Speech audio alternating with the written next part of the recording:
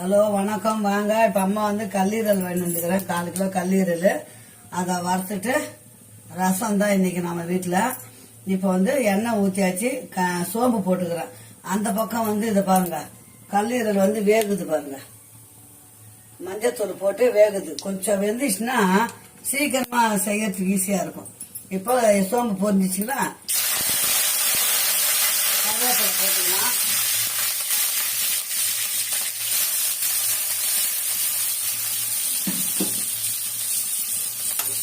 வெங்காயம் போட்டு, வெங்காயம் வந்து கொஞ்சம் நல்லா வெங்காயம் வாதுங்கிறதுக்கு உப்பு போட்டுக்கலாம். கொஞ்சமாக உப்பு போட்டுக்கலாம். பச்சை மிளகாய் கூட அப்புறம் போட்டுக்கலாம்.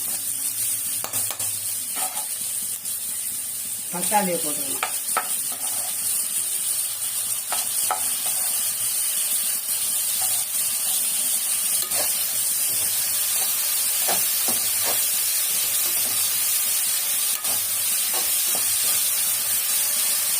வெங்காயம் தக்காளி நல்லா வதங்கணும்.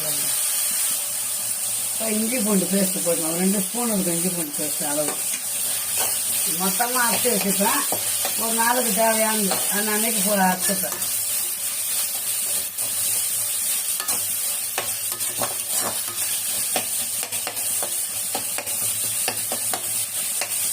இன்னும் கொஞ்சம் நல்லா வதங்கணும். மிளகாத்தூள், மஞ்சத்தூள், உப்பு போட்டாச்சு.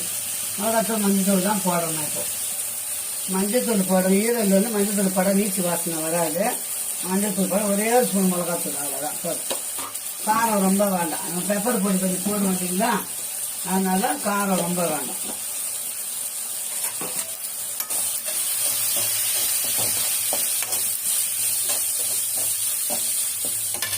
இப்போ இந்த ஈரல் எடுத்து நம்ம வெந்திருக்க அந்த ஈரல் எடுத்து ஊற்றிக்கணும்.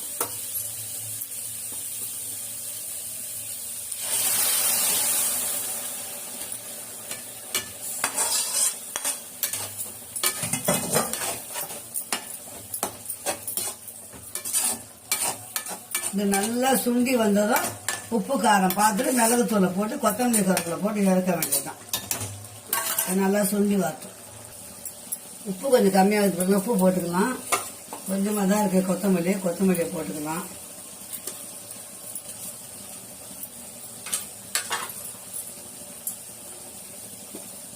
அப்புறம் பெப்பர் பொடி, அம்மா பெப்பர் பொடி பண்ணி வச்சுக்கிறோம். பெப்பர் பொடி போட்டுக்கலாம்.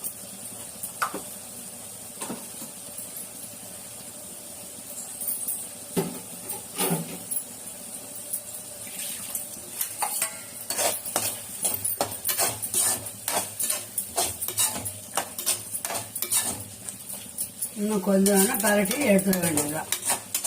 ஈரல் கிரேவி ரெடி ஆயிடுச்சு.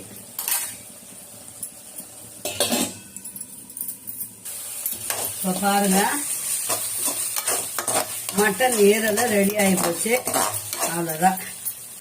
இந்த வீடியோவை இதோட முடிச்சுலாம். மீண்டும் ஒரு நல்ல வீடியோ சந்திக்கலாம். பாய் தலங்களா, இந்த மாதிரி செஞ்சு சாப்பிடுங்க, உடம்புக்கு நல்லது. ஓகே, பாய். 1 ஸ்பூன் எண்ணெய் போதும். புரியுங்களா? ரசத்துக்கு மட்டும் எப்பவுமே ரொம்ப எண்ணெய் தேவைப்படாது. 2 வெந்தயம்.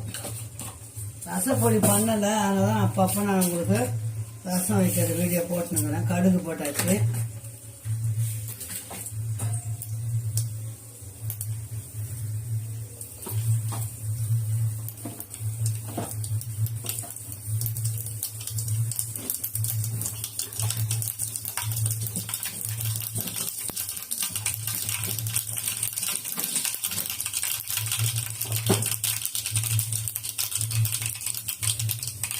இப்போ இது பாருங்க, பூண்டு, வரமிளகா, இதுல வந்து மிளகு, சீரகம், தனியா.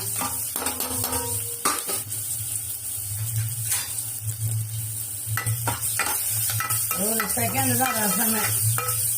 புரியுதுங்களா? இப்போ இதுல ஒரு தக்காளி சைஸ், பெரிய தக்காளி சைஸ் புளி கரைச்சிட்டேன். கொத்தமல்லி, கருவேப்பிலை, உப்பு, மஞ்சத்தூள் எல்லாம் போட்டாச்சு. இப்போ அம்மா வந்து இதுல ஊத்த போறோம். அவ்வளவுதான் ரசம்.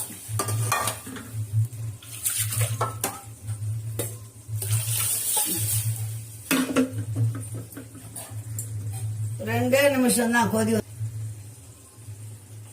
பெருங்காய பொடி கொஞ்சம் போட்டுக்கலாம்.